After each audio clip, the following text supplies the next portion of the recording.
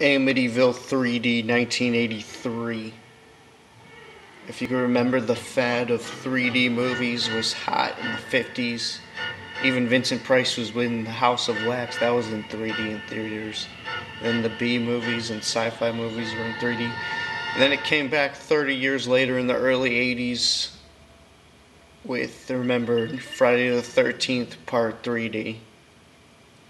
And that came out in 1982. And a lot of people, this gets really forgotten in the horror community and not remembered for some reason, even though it's a big part of a huge franchise. Amityville 3D 1983.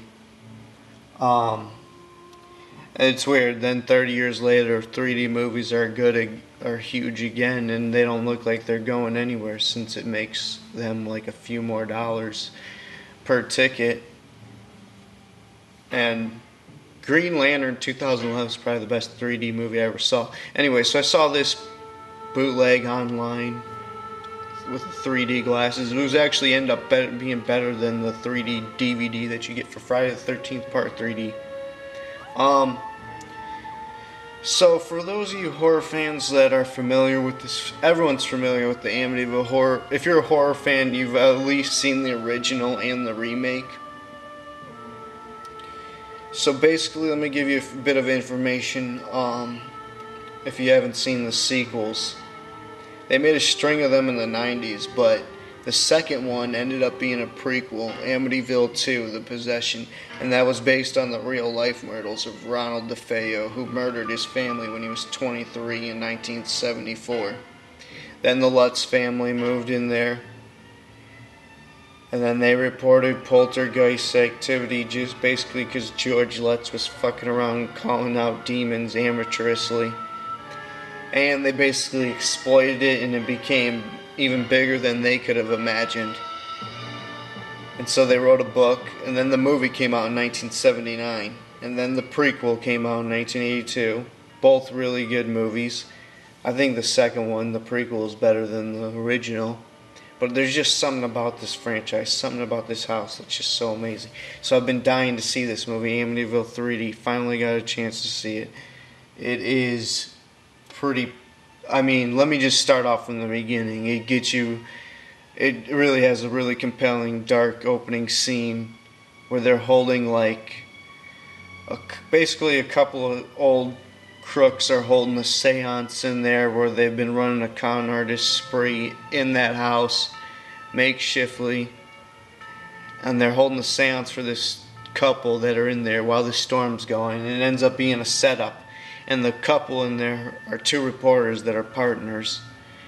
And so they basically go on this. And so after they expose them and check out the house, the realtor that let them do the article at the house and do the ploy at the house, he ends up giving the house to the guy for a reasonable price because he can't sell it. Didn't see it coming because it's so cursed and haunted.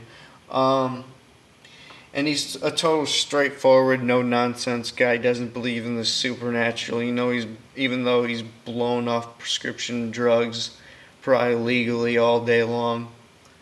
But he doesn't take no bullshit. And the rest of the movie just follows other characters that are in his life who are trying to fuck with the house and they're getting fucked up and killed off. No one even dies in the original movie.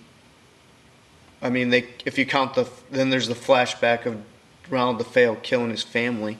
That's the only people that die in the original. And then the prequel, obviously, he murdered his family in that. But people are dying in this, but most of the shots are just no good effects like the original. No, the black slime and goo. They try to emulate the Fly one. And then they do these 80s ghost effects with light that are kind of stupid. It just doesn't have the same feel. And instead of this house possessing you, the guy isn't even there most of the time, so it doesn't even possess him.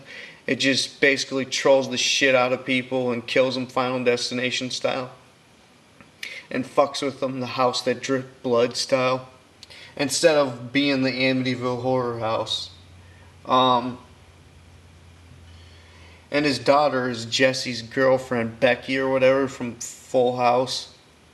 And if you're a Meg Ryan fan, you get to see her in this. She's 21 or 22. It's crazy that those two are in it, and this movie still gets forgotten and not even talked about by any horror fans. The next sequel didn't even come until 1989. I haven't seen any of the other sequels. Then they made a bunch of direct-to-video or direct-to-TV versions in the 90s. Don't know anything about them, really. I heard they're all terrible. Even Darnell, the Myers fan, is solemn. But, so yeah, most of the movie is just them exploring around the house with dark shots visually. It's supposed to be a 3D movie, but there's nothing to look at in those parts. And Meg Ryan is the mischievous one of her dad's daughter's friend. She's the one who's like, yeah, let's do the seance, or let's fuck around with an Ouija board, and that they end up cutting that scene way too short. That should have gone on, and that was a chance to be a dope scene, but it wasn't. After everyone starts dying, the guy finally gets the house checked out for poltergeist activity. He's like not as oblivious as Kathy's cursed father in that movie, but pretty much just is in denial. And then so he gets the house checked out, and the ending is just total Poltergeist ripoff because Poltergeist came out a year before. So instead of it making like an Amityville, they just made it like a Poltergeist film, and like the house comes crashing down. And didn't this happen in the prequel or something? That doesn't even make sense. Didn't it like blow up in the prequel, and then the Lutz family moved in a few months later? I don't get it. And then in this one, of course, it comes crashing down because that's the only effective thing that they could think to come up with. But not before the swordfish hanging on the wall. Even though they're in New York, even though they filmed it in Mexico, they have a swordfish on the wall. It ends up almost trying to kill him, Final Destination style. Oh yeah, and don't forget the Gill Man, the creature from the Black Lagoon, comes out of the well, the ring well. That's basically a portal to hell, basically stolen straight from House by the Cemetery, or like Lucio Fulci's Gates of Hell series style. I don't get it. No one gets it. Amityville 3, been dying to see it. It was like my lifetime goal, and yeah, what a crock. No, that's only what the Myers fan says after he sees a Chucky movie. But I'm out. Amityville 3D 1983. Tell me your thoughts on it. Suggest more movies. Recommend a movie. This is my horror movie marathon.